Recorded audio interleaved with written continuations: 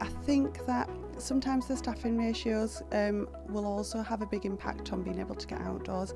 If you've only got a couple of members of staff indoors and you're dealing with lots of things inside, obviously we know how hard it is in early years. Yeah. A child could have an accident, or you've got lots of things to deliver throughout the day that actually sometimes the outdoors can be seen as not as important, and we just kind of need to prioritise that, I think, a little bit more sometimes. Yeah. If we look at the outside environment as we do the inside and put as much sort of ownership onto making it a lovely space that the children can go outside into, and really plan that space as we do the inside, so we're planning our role plays and the sand and the water and things inside, but thinking actually what can I put outside that the children will get the most from. I think when I first went into it I thought, I'll just be able to go and do some sort of forest school sessions, but actually it's really hard going to get the forest school leader qualification, but once you do it, it changes that sort of mindset and how you approach things.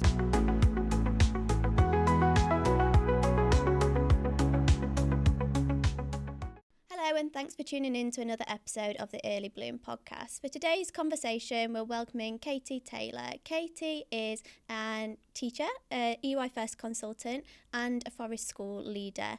You may also know her as the founder of Early Years Outdoor and the author of the Nature Adventure book. Yes. Got that right. Katie, welcome to the podcast. Thank you, lovely to be here. Oh, it's lovely to have you on. So let's start by getting to know you a little bit more and your journey to where you are today with Early Years Outdoor. Yeah, well, I started teaching in 2007, so I did my teaching degree in early years at Sheffield Hallam, and then since then I've been a reception teacher and an EYFS leader, and I did that for 17 years. At the same time when I was teaching, I went into my forest school leader qualification, and that just sort of transformed the way that I taught and changed everything about how I approach things really. So it ignited a passion for outdoor learning, and then I set up my Instagram and just started sharing ideas and outdoor learning things with other educators, and I got quite a big following on social media, and from there I went on to write my first book, which was the Nature Adventure book, because it was all about the things that I'd sort of been sharing online. I'm writing my second book now. Exciting. Yeah, that one is all about mud kitchens and lots of lovely activities to do with mud kitchens, so I'm doing that currently, and that's due out next year, and I've just sort of been creating lots of activity ideas online and things like that, so lots of things really busy. So I've been out of the classroom since September last year, mainly focusing on my website, doing some consultancy work, so I've been really busy and still loving it, and I've done a little bit of supply work as well. Still keeping in touch with the classroom. Hard to leave it fully, isn't it? Yeah, it is, and I do miss that sort of having my own class and seeing the children every day, but it's been great. Yeah. Oh, nice. And I guess with outdoor learning and stuff, and that's a lot of what your resources are about. And we know how beneficial outdoor play is for children and the opportunities that it brings, but many settings you do find, you see it quite a lot, they have a few barriers and a few challenges to getting outside and making the most of their outdoor space. What are some of the things that you've seen? I think that right now the curriculum is really full. There's lots of pressure on educators to deliver lots of things throughout the day. It could be phonics, it could be maths side of things, or whether they've just got so many things packed into their day that actually outdoor learning can be seen as an add-on, or let's go outside to just get some fresh air, and really we just sort of need to introduce that so that it's there all the time and we're making the most of the outdoor environment. I think that sometimes the staffing ratios will also have a big impact on being able to get outdoors. If you've only got a couple of members of staff indoors and you're dealing with lots of things inside, obviously we know how hard it is in early years. A child could have an accident, or you've got lots of things to deliver throughout the day that actually sometimes the outdoors can be seen as not as important, and we just kind of need to prioritise that, I think, a little bit more sometimes. So just putting that sort of ownership onto educators being able to go outside and deliver their sessions outside. So if you're doing something around a maths activity or any kind of activities, it can be done outside, and making sure that we get outdoors as much as possible. So I think lots of things are a sort of barrier to outdoor learning. It could be the weather, it could be that you've not got a great budget for your outdoor environment, and it's looking at ways to utilise recycled materials, the natural seasons, and using all of those outdoors as well. So there's lots of barriers, but lots of ways to overcome those. I think. Definitely. Yeah. And I always think with the outdoor area on a budget, that's something that you see loads. I'm going to say, like, on the Facebook groups, you're always asking people, how do I like improve my outdoor area on a budget? And like all them things like going to charity shops, the things like pallets, the things that you can do with pallets, tyres, them sort of things. And it's just making people aware that like it doesn't have to be a whole new fancy playground equipment. You can like create a really great outdoor environment with really cheap resources, and the weather as well. That's another thing, isn't it? What's that quote? It's no such thing no such thing as bad weather. It's just inappropriate clothing. Yeah, that should be just like plastered over every earlier setting, just to remind everyone and parents as well. Pack the right clothing. Children can go outside and have so much fun. I love that. I think with the weather side of things, obviously if you've got the right kit on, then it's perfect for your outdoor play and your outdoor learning, because if they're happy, then obviously they can get engaged and they can get outdoors as much as possible and embrace the weather. If it's raining, then let's change sort of that mindset of what we as educators are saying. Instead of saying, oh no, it's raining outside, instead, yes, let's go outside, we can get the umbrellas up, we can splash in the puddles, and just thinking of that sort of language that we use around children, so that they're not saying, oh, I don't want to go outside because I'm going to get wet, and seeing it as a really exciting opportunity. Even windy days and things like that, and just bringing things in like making ribbon sticks and waving those and going outside and embracing the weather. I think when it's cold and windy, they can freeze things and just use the weather to its advantage. Really. Like embrace the seasons and bring that into the play and in the language that you use and stuff. I think that's a really good tip. And I guess as well, for those that have not got a great outdoor environment, so maybe like some nurseries have only got a little bit of concrete or whatever, or they can't really offer a free flow or anything like that, how can they make the most out of that environment? Like, what sort of things can they be doing? I think that you can make the most of any space. Even if it's just concrete, you can bring things in, so you can have your sort of areas that the children can visit. So I think if we make the most of it, and you're giving children opportunities to do things that they wouldn't necessarily do indoors, outdoors, if you've got somewhere where they can balance and climb and build those gross motor skills, and then you can utilise, if you've got a concrete base, get the chalk paints out and use those on the floor and splash the water on and utilise whatever sort of surface you've got there. But bring lots of things in just to make the most of that. And I think it's the adults as well, so if they're excited to go outside, and it might not be a massive area that you've got, but you can just pop some things out and have a go at some activities. Some children love that, to manipulate small materials, so you can bring your leaves in and have a go at some activities in the outside area, or the messy things, so you can have your mud and your messy things that not necessarily for the indoors. I guess with the water tray indoors, you're constantly there with the towel, wiping it up, and then like when you go outdoors, it's like, do whatever you want with the water, it's fine, like make a mess. And I think as well, that one with chalk, that was one of when I was in settings, the children loved that, especially like in the summer. We would sit and like draw around the chalk and stuff like that, and it's really cheap explore as well. Shadows. So just finding things that don't actually cost the earth that you can bring in and utilise in the outdoors. So, I love that.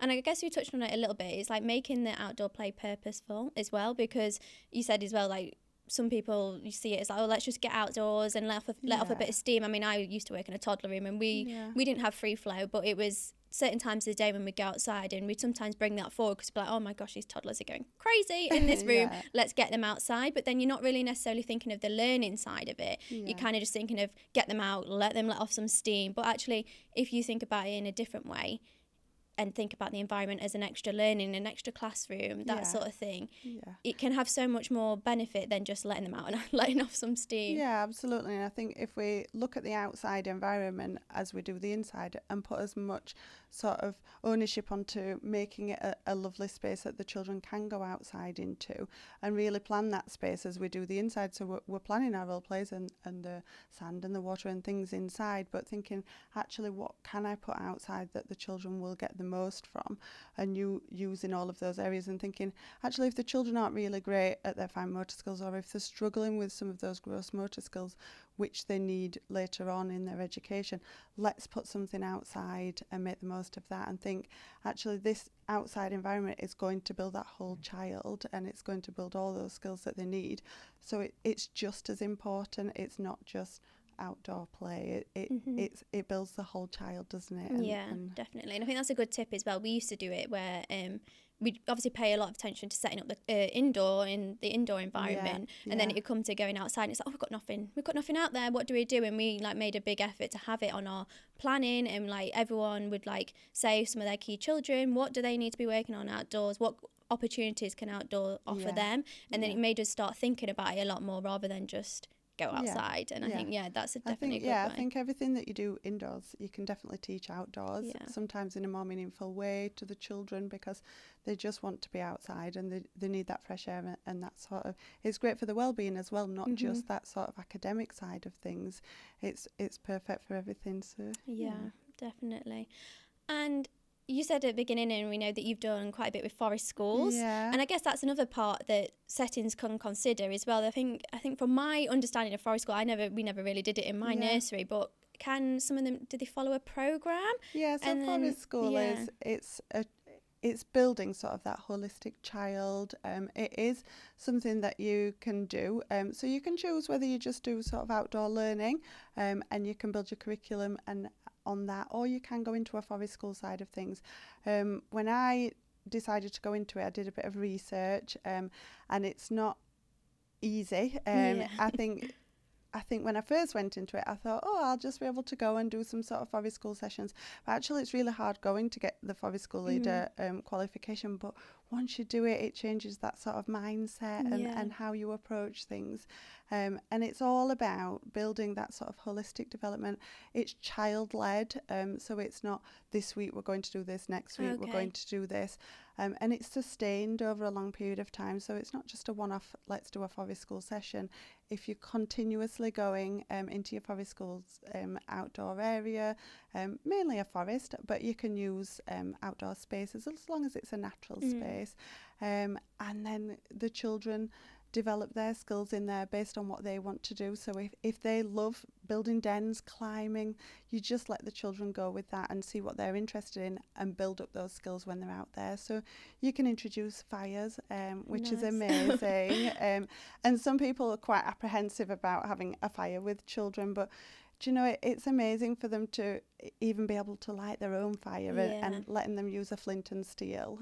So you use a flint and steel and a bit of cotton wool and some natural materials, and they can light the spark. And they've got that skill now then for life. Like even I wouldn't know how to do that. Like you think sometimes amazing. If I was trapped on a desert island, would I know how to start a fire? No, I wouldn't. And sometimes children that actually are inside and they're finding things really difficult. Once you take them outside, they become different children, and actually they become the leaders. They want to show you how to build the dens and can take control, whereas sometimes they can find it really difficult inside. So forest school can open up so much more for children. Yeah, but you see like different sides to children as well. Yeah, that's really nice. And the whole approach, it comes from Scandinavia, right? Yeah, so really it sort of got quite popular here in about 1990s side of things, but it's been going since I think about 1950s from Scandinavia, but then we've introduced it and loads of schools obviously adopt that, and there's lots of forest schools that aren't in schools or nurseries or anything like that, so there are forest schools where you can just take your children and be there all there's some day outdoor nurseries that are mainly like outdoor forest schools, and then there's the ones that are like nurseries that then follow the programme and run sessions. There's two different things, isn't there? So you can have it, you can adopt that in your schools or your nurseries or your settings,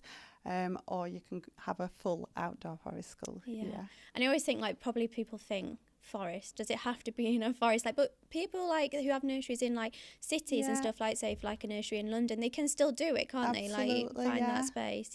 Just a natural outdoor space, because obviously you won't have the trees to tie things to, but you can make the most of any sort of natural outdoor space. Even like a park, and find a little wooded part of that park. I always remember we lived near our nursery was near a little forest, like woodland bit, and once we tried to get them out and go on like gruffalo hunts and stuff, but we didn't do forest school as such. But you see the difference in the children just taking them on a gruffalo hunt into the woodland and constantly stopping every 2 minutes to check what's on the floor, what's that. But like it's such different opportunities than what they are getting inside. So and they're amazing. They're just awed by it, aren't they? By natural things, and it's just, if you strip everything back and take away everything that they're used to indoors, it's just everything that we're sort of ingrained to move towards, isn't it, really? Oh, I love that. So nurseries, any managers, nursery practitioners even listening to this, and they think, oh my gosh, I want to start forest school, how do they start and what do they need to do? I think if you really look into it and think, if you want to go into forest school, you can try out yourself at first, and you can try some mini sessions with children, so you could have a go at sort of that natural, bringing those natural items in, taking the children outdoors and think, is it for me? Do I really want to go into this? And then you can look at whether you want to send 1 or 2 practitioners or teachers or whoever is working with you onto the level 3 forest school course. And then mine took, I think, around 18 months. So it's quite a hefty course then. So I'd recommend sort of a face-to-face one rather than an online one. That's where you go and you have practical sessions and you do it as though you're the children, and you learn lots of background. I guess you're not allowed to. Are you not allowed to use the fire unless you've done that? So really, before you can get your insurance, you need to have done your qualification and made sure that you've got everything in place. So because you'll need things like policies and all of your risk assessments in place, and that it teaches you everything on the course anyway. But if you don't want to go down forest school, you can look at things like doing your curriculum so that it just links to outdoor learning. There's lots of other companies. There's Alfresco Learning. They have lots of outdoor learning plans where you can just take those and take them into your classroom or your nurseries and do it that way. Oh, nice. And I guess this other side of it as well, like it builds on that risky play, which is what sometimes like it's hard to let children like develop that risk awareness and stuff like that in a nursery, because obviously you're not going to let them climb over the cabinets and stuff and it straight away get down. But if your outdoor area doesn't offer them opportunities to engage in that risky play, it gives that other element, doesn't because they need that resilience, don't they, children? And I think indoors we sort of guide them to everything, don't we? Obviously they have their continuous provision and things, but we're sort of guiding the children to activities and we're working with them and doing the inputs and things, whereas in the outdoors they're free, aren't they? And they can take the risks themselves. They can climb the trees and they can work out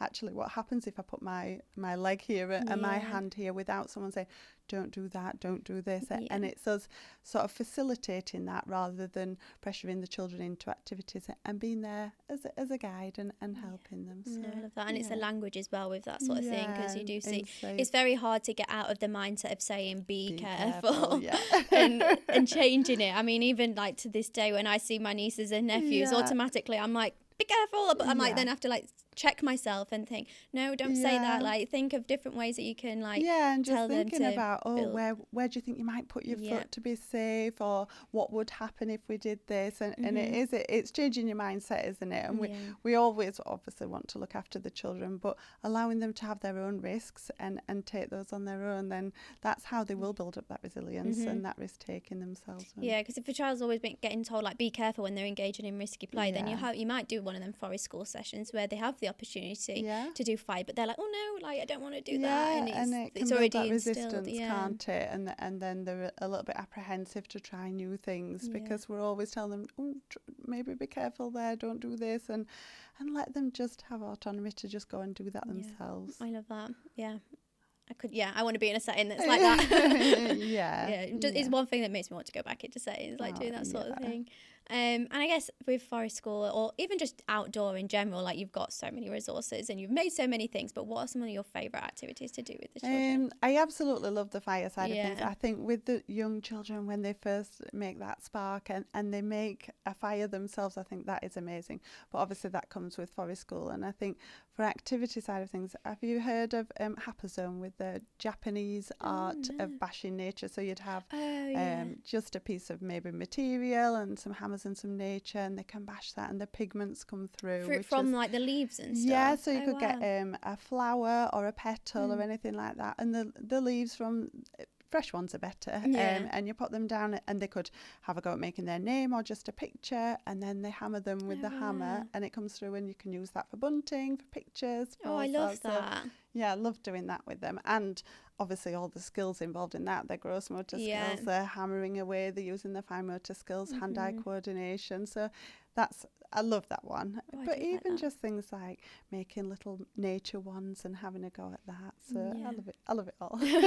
One of my favourite in winter would be leaving a tough tray with like loads of water, and then coming out the next morning and like being like, what's happened to the tough tray? I mean, obviously you got to do it when you know that it's going to be a freezing cold night. But like even that, like that adds that different element to like outdoor play during winter, doesn't it? Instead of them being like, oh, it's cold, and it's like, it's fine, like we can go out, and like it might be cold, but we're going to put our coat on, we're going to wrap up. Well, the ice is cold. Like, the ice is cold as you, like that sort of thing. And like you build that, perfect. You build it up, don't you? And they can put things like the things from inside. They might have a dinosaur, and they can pop that in a bucket of water and see what happens, and then talk about how to make it melt and how to make it escape out of there. So there's so many opportunities outdoors, and I think it is just coming back to that. Like you might not think you've got a great outdoor environment, but thinking of ways that you can make the most out of it. Even the ones that we've just touched on there, they're all using like natural things. It's using the seasons, it's using nature, and a few extra resources that aren't going to cost loads, maybe resources you've already got inside. So it's just changing that mindset, instead of thinking and being a bit maybe negative about it, thinking, oh, we've not got a great outdoor space, we can't do anything, and just think like, how can we just embrace whatever you've got, and use sticks. Children love sticks, don't they? Use pebbles and things like that, and they can just use it in the mud kitchen. You don't need a fancy mud kitchen. You can get a few pots and pans and put them on a plank, and children will spend hours making their own mixtures and concoctions there. So great. And what is the cable reels as well? I loved them until I put it out and I painted it with the chalkboard black paint, I think it was, and then they could draw on it, until they didn't want to draw on it. They discovered that the holes in the middle, they can put all the stuff down, and I'd be like, oh my gosh, where's that gone? It's all the way down there. Like you put chalk on it, and the chalk would end up straight down the down the hole. But that can be a learning discussion, and say, well, how are we going to get that out? No, I do love outdoor play. It's amazing. In today's society, obviously, there's a lot of screens, and it's a big worry for many parents and practitioners as well. I mean, we did do an episode about it, and we spoke about how it can be used in a beneficial way. But I guess for them children that maybe are having it all the time, and parents aren't maybe aware of the benefits of using it in a positive way, and they're just having passive screen time, what can that kind of do to the children? I think screens absolutely have a place in today's society, and they're everywhere, and I use the screen a lot, and I'm sure lots of adults do as well. So screens are always going to be part of our daily use, but I think that for us as educators, we can balance that out, and we can just get outdoors, and we can make the most of being outside, so that if children are on the screens quite a lot, then we can make sure that by going outside and making the most of the outdoor environment, that we're balancing it up. I mean, I saw a quote where some children are spending up to 6 hours a day on a screen, and that can add up to 8 days in a month, which is a crazy amount of time, and over the year, 3 months in a year based on a screen, and it can have an impact on their eyesight. So myopia is where the children are short-sighted, whereas if they get outside and they're using their eyes to scan and look into the distance, and they're seeing all the natural colours, that can really aid sort of really healthy eye development. So if they're outside and they're playing, they're looking up at the trees, and they're looking up at all the distances, then that will help with their eyesight. Whereas if they're obviously staring at a screen for quite a lengthy period of time, that can have an impact on their short-sightedness. So just it can say up to 2 hours a day outside, then that can really have an impact on their eye health as well. That's very interesting. It's, I guess thinking of it in that way, and I guess that's like probably like passive screen time, where they're literally like just staring at a YouTube video and that sort of thing. And it's just like you see it quite a lot, like what happened to childhood, like when we'd be out. I mean, I think like my childhood, I'd be out on the streets playing, and obviously like the way that the world is now is you don't see that nowhere near as often. But being outdoors, like you want to be outdoors as a kid, don't you? You want to be out there playing. I always remember like making potions in the spring, like we'd be on our road and all the blossom petals would fall, and we literally all just sit on the pavement with like plastic bottles and like crushing all these things, but then we knock on everyone else's houses and be like, do you want a perfume? And they're like, crushing them in. Smells lovely. And that's a memory that I have as well, and even just sort of making a mud pie and doing all those things. So it's just naturally what children love doing, and I think we can put those things outside for them to do it, and it's just a nice balance, and I guess as well, like some parents might come to like nursery or school with like worries, being like, oh, they've been on the screen for a bit too long, I'm struggling and stuff, and they might be asking you for help and stuff, and you can offer advice of like, get outdoors, and like you can use your expertise to say what the outdoors like offers and that sort of thing, and it help them in that way. I love that. To finish the episode, you might have seen with our previous guests, I like to wrap it up by asking our guests to finish the sentence. To me, working in the early years is? I think to me, working in the early years is all about sharing the joy of the world and experiencing it with the children. So it can be the joy and the wonder of, wow, this is a leaf, like what can we turn it into, and just experiencing all those lovely moments with children. So I love that. Well, thank you for being on. No, thank you for having me.